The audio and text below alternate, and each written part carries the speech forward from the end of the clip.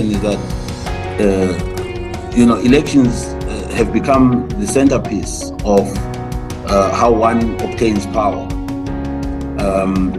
Ever since we had the third wave of democracy, many Africans embracing multipartyism and elections being the avenue through which you win power.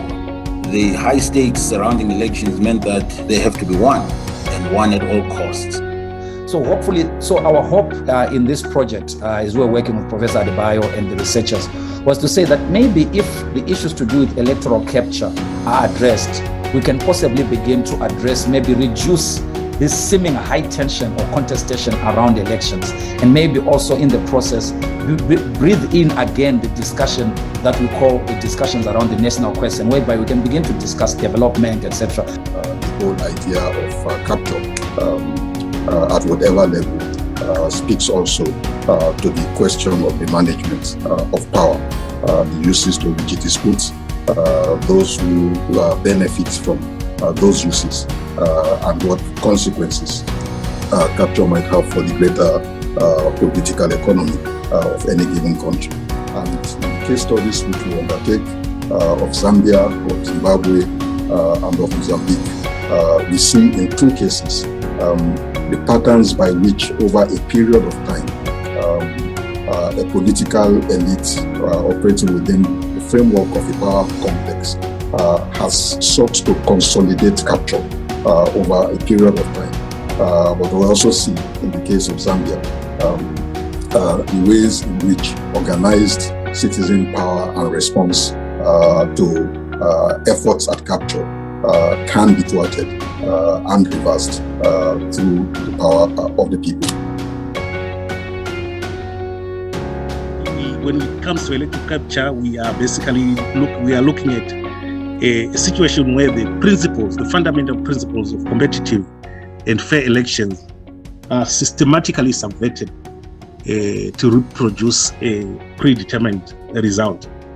So if you look at Zimbabwe from 1980, for instance, you will find that a lot of the things which we see, or the factors which we see as shaping the dynamics of electoral capture today, are actually something which started way back in 1980. The use of deployment of violence, for instance, in forcing particular communities to vote in a particular way. And I think in the specific case of Zimbabwe, there is a juncture in the history of the country where you can say, look, we have had electoral malpractices, but from this particular juncture, and I would like to suggest that from 2000 onwards, that's the juncture when we can really talk about electoral capture in Zimbabwe's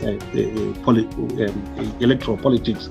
What we need to pay attention to is the differences in the degrees in which electoral manipulation, the whole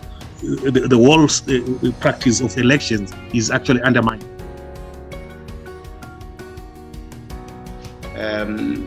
Our central argument is that there are 5 factors that dictate electoral capture by Frelimo, and Frelimo is the former liberation movement in Mozambique, which is ruling since independence in 1975.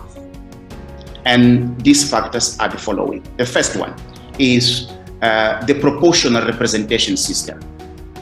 The second one is the deficient electoral management system. The third is the weak electoral observation. The fourth, the partisanship of the police and the opposition's lack of technical capacity.